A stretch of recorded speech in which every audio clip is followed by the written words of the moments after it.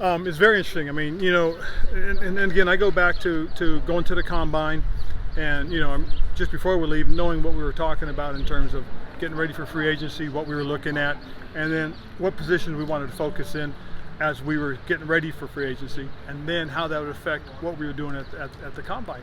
And coming out of the combine, finishing up with free agency, just feel like we've accomplished some of the things that we wanted to the point where we put ourselves in position for the draft. I mean, we don't have to. We're not shopping hunger. We know, we can really make good decisions based on best player or best player to fit a specific need. So we're pretty excited about that going forward. Go ahead, Sam. No, I was going to say, going forward, the last couple of weeks before we start our draft readings in about 13 days, it's just grinding through the tape. Going through the guys we've talked about, rechecking some of the guys that we talked about, writing our reports, and then just getting ready for the 17th when we'll start our draft readings. And by the way, this also start of OTA, so we're pretty excited about all this. What's your daily routine to make sure that you're getting in all the things you get in before the draft, before those readings? Well, the biggest thing is every morning coming in and talking to all our personnel people. Spending time with Martin, spending time with Marty, with Eric, and then getting in there and listening to Chris Polian, as he goes over our current roster and what could potentially be available after the draft and free agency. He's trying to predict that, and then talking to Tim Gribbs about all the different guys that he's seen, and then talking to the coaches, listening to them, and then again going back and watching tape.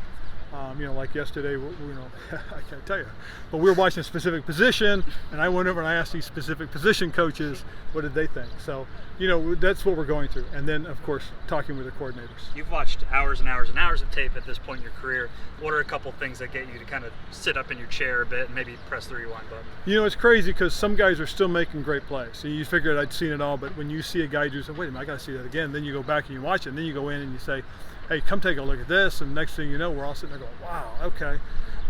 So to that point, you really haven't seen it all, because you'll see somebody do something really special, and that'll get your attention, and then every now and then you'll see somebody, and you have a log jam at that position already. You go, oh, this one's pretty good too. So we'll be in a position we'll have to make some pretty good decisions, and we're pretty excited about that.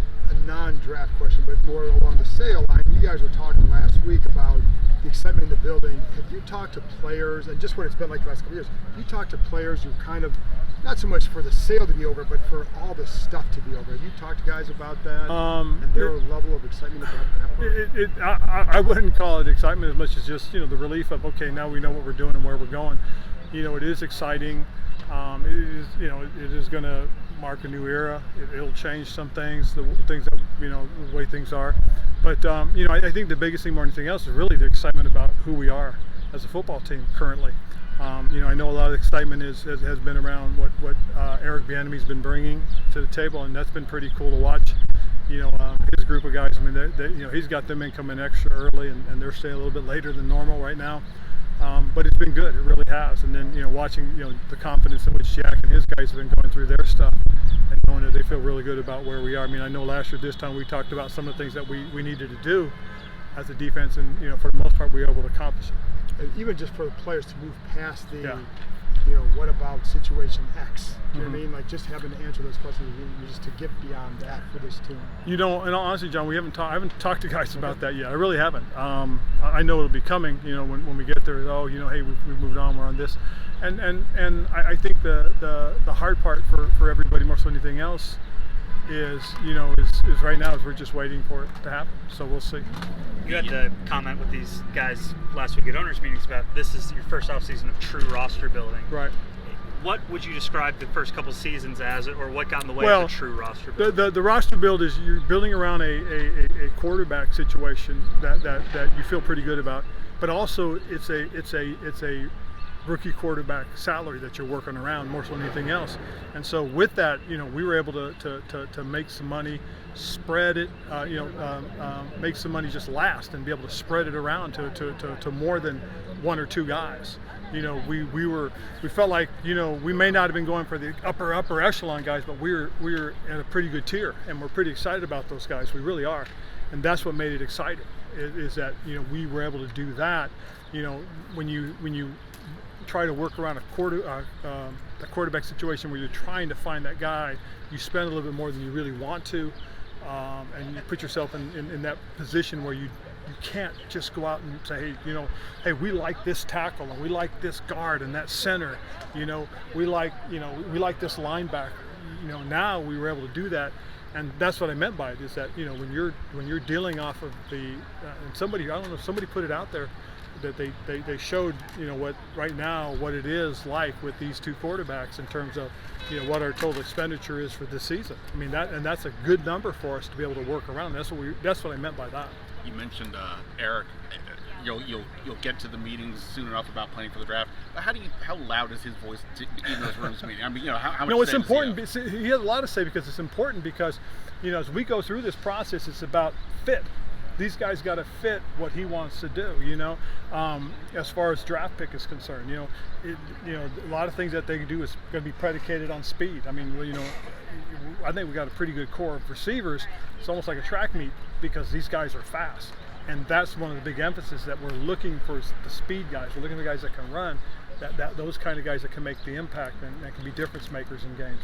And we've talked about it, and it's funny because you listen to his philosophy on certain positions, and it's very pronounced, and he's very dogged about it too. Because in fact, we had a discussion today. It was really good. It was really, to me, it was real informative to listen to him.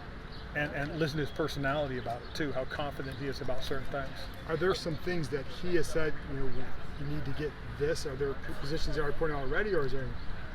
The really nice thing about it, John, was, again, as I said, one of the things that we talked about was shoring up the depth on the offensive line, and we felt we were able to do that through free agency. And in fact, that's one of the things that we talked about with Eric, was that, hey, now we feel like, hey, it's about drafting the best player available and not necessarily just drafting that position. And we feel that, you know, if it is the best player available and it's the best player available at the position we want, that's even better. So we feel really comfortable going into this so far.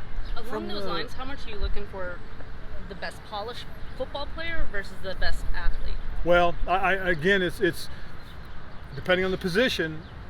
Hey, we want this guy to play now. So that's now the best polished player. If it's, you know, it's funny because last year we felt really good about Jahan. And that's, you know, you find a guy like that and you say, wow, if we draft him, we can play him right away. And that was one of the things that was exciting about him, was that his for about 5 weeks, I guess. But There's for sale to the day that the other owners ratified the sale. It's basically about the same, almost the exact same time that it's been since Dan announced that he might sell. Does this process feel longer? Does it feel like it's like what is that like? There is some longevity to this one. There is, but I also think part of it started. You know, it started in December. I believe Mr. Richardson's process didn't start until January or February. Right. You've mentioned Chase's health a few times and visits he's had. When it comes to exercising his option, is there any concern over his knee or just his overall long-term health? That's the thing that a big part of that will drive a big part of the conversation. So as we continue to work through this and talk about it, you know, it will be about seeing him and watching him, you know, and again, we get started April 17th, so you know, we'll continue to work through these things, talk to the doctors, talk to the trainers, strength and medical, and just kind of get a feel for where he is, and then we'll be able to make a decision, and we'll go from there. So those few days after April 17th, when you guys start, those will be really important to whether you guys decide to pick. Well, for everybody. Right. Sure. Thank you. The adventure park is ziplining through the trees. It's climbing from platform to platform. It's even an axe throwing competition with your friends. But what the adventure park really is opportunity.